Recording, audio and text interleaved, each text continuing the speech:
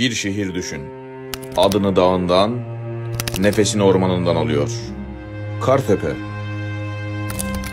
Ama şimdi bu dağın kalbine dev bir çelik fabrikası kurulmak isteniyor. Fabrikadan çıkacak gazlar kansere yol açabiliyor. En yakın evse sadece 11 metre uzağında. Üstelik bu bölge aktif bir fay hattı üzerinde.